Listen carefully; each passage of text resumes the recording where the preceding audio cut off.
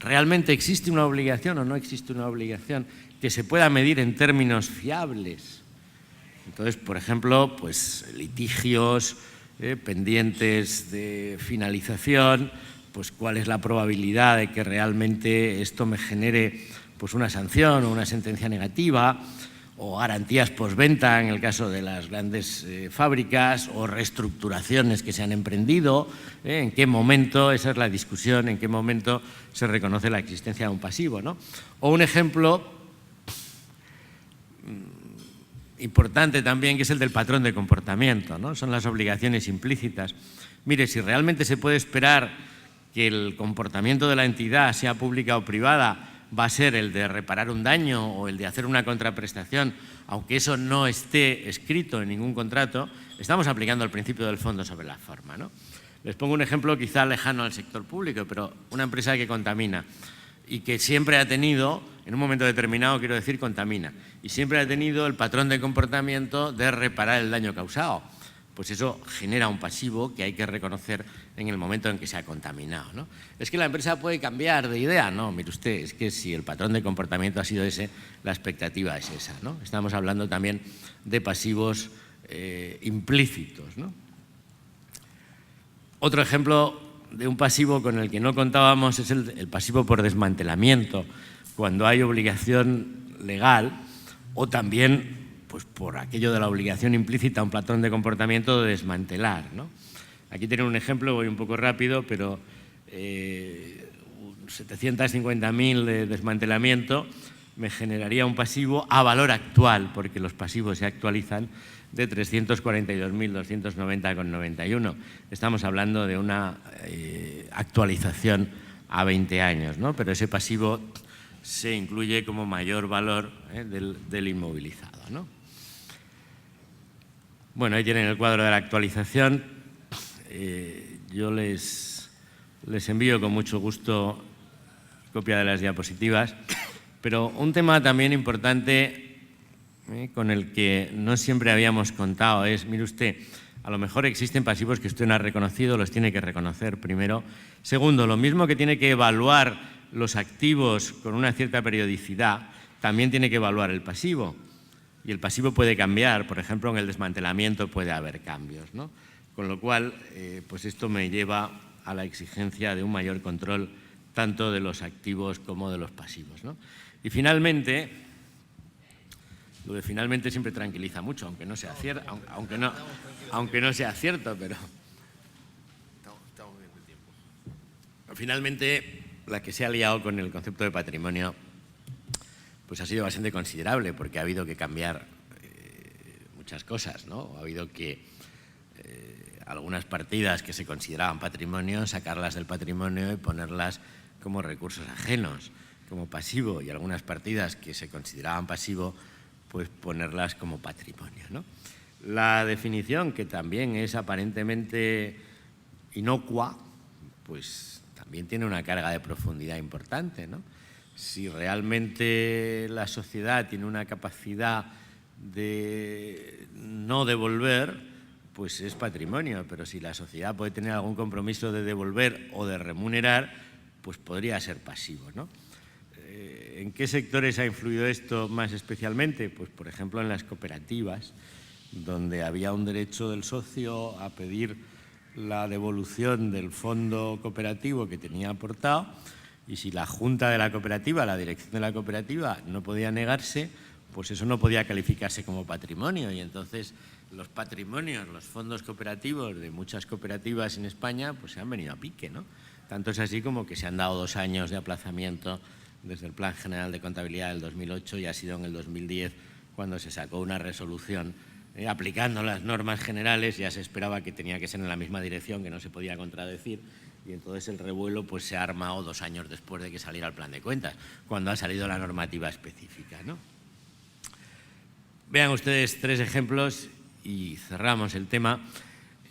Ampliación de capital que se realiza emitiendo unas acciones que serán reembolsables de forma inmediata si algún grupo ajeno en principio a la misma adquiere el control. Mire usted, eso no cumple la regla general, que es la que he enunciado hace un momento. Luego usted no lo puede clasificar como patrimonio, aunque jurídicamente sea patrimonio. Dense cuenta que estamos de nuevo aplicando el principio de preeminencia del fondo sobre la forma de arriba a abajo en toda la contabilidad, desde que lo enumeramos arriba hasta que pasamos luego pues, por la definición de los elementos, que si es un activo, que si es un pasivo, que si es patrimonio. En el fondo eso es un pasivo porque no tiene usted el control de que en algún momento determinado le pueda ocurrir, ¿no? Bueno, dirán ustedes, bueno, el caso para el sector público pues no es muy aplicable, pero piensen ustedes en este otro que a lo mejor pues resulta que cualquier entidad pública pues sí la hace, ¿no? Emisión de bonos a 10 años cuyos intereses se calculan en función, en este caso, del dividendo pagado a las acciones ordinarias. No, pongan ustedes en función de cualquier otra cosa que quieran que pueda cuadrar un poco con el sector público, ¿no? Entonces, pues mire usted, la emisión usted no la puede clasificar como pasivo, sino como patrimonio neto, porque realmente tiene usted ahí una cláusula que le hace que en el fondo pues se pueda escribir, sea más parecida al concepto de patrimonio que al concepto de pasivo, ¿no? Y así pues todos los ejemplos que ustedes quieran, que ya digo que nos han traído un poco de cabeza en todos los niveles pues de tener que reclasificar ciertas partidas, ¿no? Un último ejemplo, más típico también de la contabilidad de la empresa: acciones sin voto que participan en los beneficios de la sociedad, pero que en caso de que estos no existan, tienen asegurado un dividendo mínimo del 3% sobre el nominal. Pues mire usted, bueno, esto es que no me da comisión KPMG por nombrarles aquí, pero está sacado de un libro de KPMG. Claramente el emisor no tiene la capacidad incondicional de evitar el pago, por lo que las acciones sin voto deben calificarse como pasivos, ¿no? Entonces la empresa dice, ¿cómo es posible si esto jurídicamente es un patrimonio? Bueno, es que no me importa, ¿no? Es que es la preeminencia del fondo sobre la forma. En definitiva, fondo sobre forma, definición de activos, definición de pasivos, definición de patrimonio. Hay otras muchas cosas más, pero entonces, ¿y todo esto por qué, no? Todo esto, este cambio, ¿en qué se basa? ¿Merece la pena? ¿A dónde vamos? Pues mire, yo esto lo he calificado antes como de entrada de lleno en el paradigma de utilidad, ¿no? Y ahora le cambio el nombre, me da lo mismo, relevancia predictiva, ¿no? Miren, hay dos tipos de sistemas contables, ¿no? Cuando ahí en las aulas, desde el punto de vista más o menos teórico, hacemos la clasificación de los sistemas contables, pues un tipo de sistemas contables es el sistema contable de control y otro tipo de sistema contable es el sistema contable de predicción. Esto, que está más pensado para una unidad económica del sector privado, luego entra también en el sector público, ¿no? Los sistemas de control, la información está dirigida a propietarios y acreedores, en cambio los sistemas de predicción está más bien dirigida a inversores y analistas, ¿no? Se corresponden cada uno de los puntos. El objetivo, rendición de cuentas y control, subrayen lo de control, sin olvidar el control, el objetivo, evaluar la situación presente y futura de la unidad económica, ¿no? Influencia fiscal, separación entre contabilidad y fiscalidad, evidentemente aquí estoy en la empresa. Protección patrimonial, protección del mercado. Cambien ustedes esto al sector público, que también pues, tiene elementos de a quién estamos protegiendo y en qué medida, ¿no? En el sistema de predicción estamos protegiendo especialmente los intereses de nuestros ciudadanos a través de la rendición de información. Yo pongo ahí lo que conozco, que es mi país, pero yo creo que en todos los países latinos está ocurriendo lo mismo, y es que estamos virando de un sistema de control a un sistema de predicción, ¿no?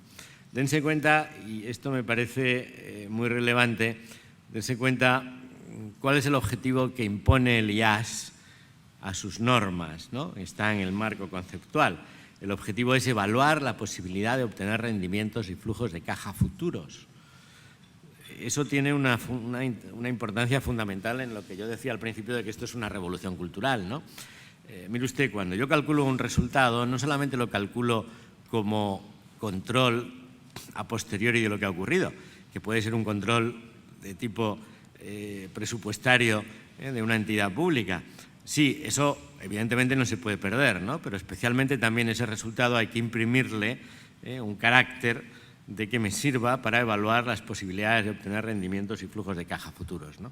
Por eso lo he llamado relevancia predictiva, capacidad predictiva de las cifras como orientación del sistema que hace que estemos de lleno pues, en lo que antes he llamado paradigma de utilidad para la toma de decisiones, ¿no? Añádanle ustedes en la contabilidad pública obtener servicios futuros, y entonces pues, también nos sigue siendo válido, ¿no?